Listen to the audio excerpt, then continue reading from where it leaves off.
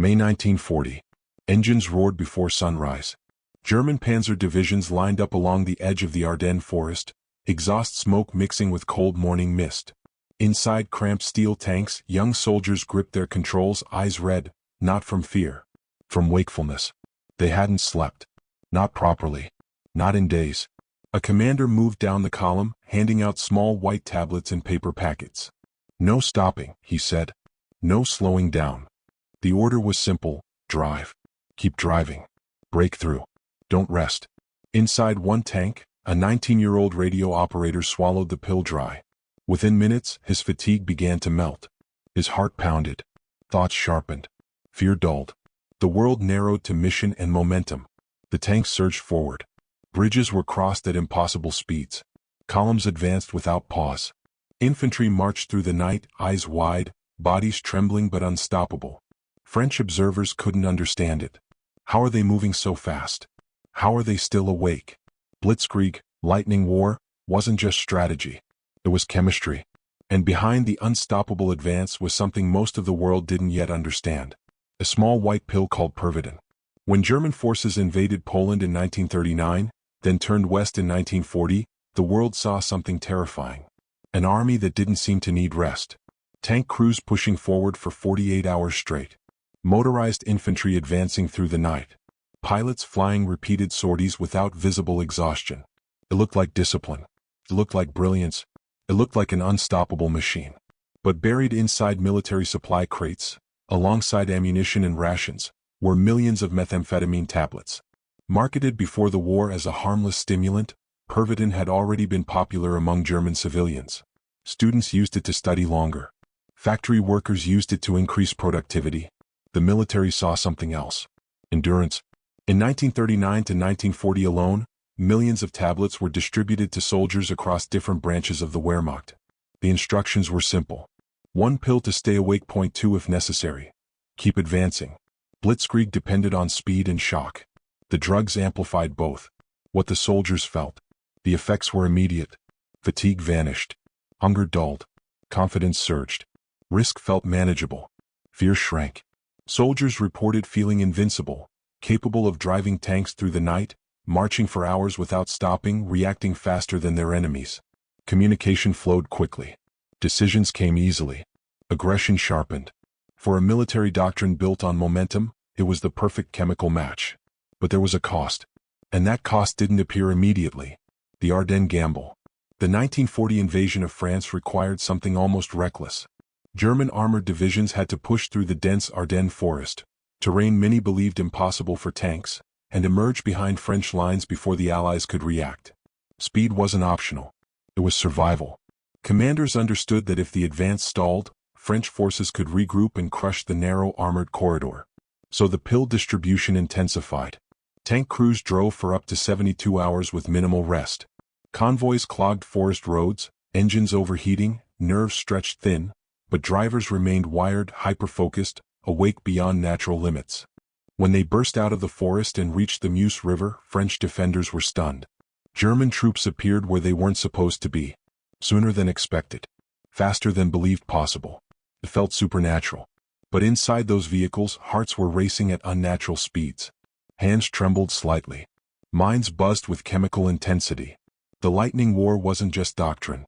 It was powered by stimulants pushing men beyond human limits. The dark side begins. After the initial rush came something darker. As effects wore off, soldiers crashed hard. Exhaustion returned multiplied. Irritability spiked. Paranoia crept in. Some units reported men collapsing suddenly after extended operations. Others experienced hallucinations after prolonged use. Medical officers began noticing patterns. Erratic behavior, uncontrolled aggression, emotional instability. But the victories kept coming. Poland fell. France collapsed. Speed justified everything. And the pills kept flowing. The moral blind spot. To leadership, the results were undeniable. Operational tempo increased. Enemy reaction time shrank. Blitzkrieg succeeded spectacularly in early campaigns. Few asked whether soldiers were being chemically overdriven. Fewer still asked what would happen long-term. Because in 1940, momentum felt unstoppable. And in war, short-term victory often drowns out long-term consequence. But as the war expanded eastward, into the vastness of the Soviet Union, the same chemical edge that fueled early triumph would begin to show cracks. Because stimulants can push a body forward. They cannot replace sleep forever. They cannot eliminate winter. They cannot defeat logistics. And they cannot protect the mind from collapse. The small white tablets were called Pervitin. Manufactured by the Berlin-based pharmaceutical company Temmler-Werke, Pervitin was essentially crystal methamphetamine in pill form. It was marketed in 1938 as a miracle stimulant, available over the counter, advertised to housewives for cleaning marathons and students for exam focus. Chocolate brands even infused it into sweets. No prescription. No stigma. No warning. Germany was about to weaponize it. The military experiment. Behind the scenes, a German military physician named Otto Friedrich Ranke began studying Pervitin's effects on soldiers. His reports were enthusiastic. The drug eliminated fatigue, boosted confidence, dulled fear, and kept men awake for extraordinary lengths of time. Ranke believed he had found the chemical solution to modern warfare's biggest obstacle: exhaustion. In late 1939 and early 1940, millions of tablets were ordered for the armed forces of Wehrmacht. The invasion of France would be its proving ground. Blitzkrieg and chemical momentum. The strategy was called Blitzkrieg, lightning war. Fast armored thrusts. Relentless advance. No pause. No breathing space. German panzer divisions were expected to drive day and night. Pilots were expected to fly multiple missions without rest. Infantry units were expected to march until their legs went numb. Pervitin made that possible. Tank crews swallowed tablets to stay alert inside suffocating steel hulls. Luftwaffe pilots used them during extended bombing runs over Europe. Infantrymen tucked blister packs into their tunics like ammunition. Between April and July 1940, more than 35 million Pervitin tablets were distributed. The invasion of France stunned the world. German forces crossed the Ardennes, terrain considered impassable, without stopping to sleep. French and British units struggled to react fast enough. German momentum felt unstoppable. But momentum built on chemicals carries a hidden cost: the illusion of invincibility. At first, commanders praised the results. Soldiers felt euphoric, fearless, sharp. Some wrote home describing heightened senses and boundless energy. But methamphetamine doesn't just suppress fatigue. It suppresses judgment. Reports soon surfaced of erratic behavior. Soldiers took reckless risks. Some units advanced too far without proper coordination. Others experienced severe crashes once the drug wore off. Sudden depression, shaking hands, paranoia. Field medics noticed something else: addiction. Men requested more pills not for orders, but for comfort. By 1941, as Germany launched its massive invasion of the Soviet Union under Operation Barbarossa, supply lines again included stimulants. But the Eastern Front was not France. The distances were endless. The winters were merciless. The resistance was brutal. No drug could fix that. The human collapse. Long after the initial Blitzkrieg successes, cracks began to show. Medical officers recorded cases of psychosis. Soldiers reported hallucinations after days without sleep. Some collapsed mid-march when the stimulant wore off and their bodies demanded repayment.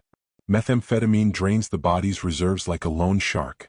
For every hour borrowed, it charges interest and pain. German soldiers began suffering from heart problems, severe anxiety, and tremors. Letters home shifted in tone. Confidence turned brittle. Aggression became unpredictable.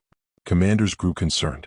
In 1941, Pervitin was reclassified as a controlled substance. Restrictions were introduced. Doctors were ordered to supervise distribution more carefully. But by then, dependence had spread through the ranks. Beyond the front lines. The use of stimulants wasn't limited to regular troops. High-ranking figures were also entangled in Germany's pharmaceutical web. Most notoriously, Adolf Hitler himself received frequent injections from his personal physician, Theodor Morell. Morell administered a cocktail of substances: vitamins, hormones, painkillers, and occasionally powerful stimulants. Historians still debate the extent of methamphetamine in Hitler's regimen, but medical records confirm a pattern of escalating pharmaceutical dependency. Germany's war machine was not only fueled by oil and steel. It was fueled by chemistry. A broader pattern. Germany was not alone in experimenting with performance-enhancing drugs during World War II. British forces used benzodrine. American troops also distributed amphetamines during long operations in both Europe and the Pacific. Modern industrial warfare demanded unnatural endurance. Science provided shortcuts. But Germany's early, massive deployment of Pervitin stands out for its scale and timing, precisely aligned with the Blitzkrieg campaigns that reshaped Europe in months. Speed was their doctrine. Methamphetamine was the accelerant. The psychological aftermath. By the later years of the war, the early momentum had faded. Germany faced prolonged battles, shortages, and strategic overstretch. Drug supplies dwindled. Withdrawal symptoms increased. Morale fractured. Some soldiers described overwhelming exhaustion once pills became scarce. Others struggled with addiction long after the war ended.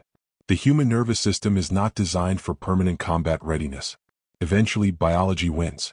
The myth of the unstoppable Blitzkrieg began to crumble under the weight of logistics, resistance, and the limits of the human body, limits that no tablet could permanently erase. The German advance in 1939 to 1940 looked unstoppable. Columns of tanks sliced through Poland. Panzer divisions crushed France in weeks. Paratroopers fell from the sky like steel rain. But beneath the roar of engines and artillery, another force was driving this speed. Pervitin. Manufactured by the German pharmaceutical company Temmler-Werke, the drug was marketed as a miracle stimulant. It was sold over the counter in civilian Germany before the war, even advertised to housewives and students as a way to boost productivity. But when war began, it moved from pharmacies to field kits. Military doctors issued millions of tablets to soldiers of the Wehrmacht. The goal was simple. No sleep. No hesitation. No fear. Poland, 1939. When Germany invaded Poland in September 1939, Blitzkrieg, lightning war, was not just a tactic. It was a gamble. German forces needed to move faster than their enemies could react. Tank crews stayed awake for 48 hours. Truck drivers pushed through the night. Infantry marched without rest. Letters from soldiers later described a strange euphoria, a feeling of invincibility. Hunger vanished. Fatigue disappeared. One officer wrote that his men felt like machines.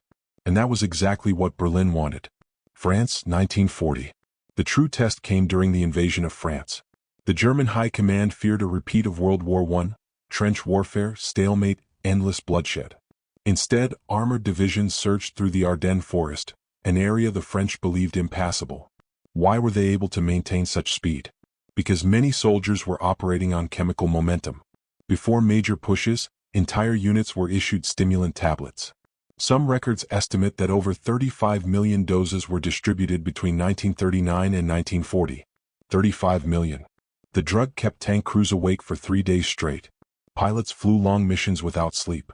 Infantry ignored exhaustion signals their bodies desperately tried to send. But the cost was already building, quietly. The crash. Methamphetamine doesn't eliminate fatigue. It postpones it. And when the crash came, it hit like artillery. Soldiers reported hallucinations, paranoia, heart palpitations, severe depression, violent mood swings. Medical officers began noticing something alarming. After extended use, some soldiers became unpredictable, aggressive, reckless beyond reason. Some experienced complete psychological collapse. In private reports, German doctors warned of dependency. But victory in France drowned out those warnings. Blitzkrieg had worked. And success is the most addictive drug of all. The Eastern Front. When Germany launched Operation Barbarossa in 1941, the war changed. This was no short campaign. The distances were enormous. The winters were brutal. The resistance was relentless. Pervitin use continued, but now the strain on soldiers was multiplied. Endless marches. Freezing temperatures. Partisan warfare.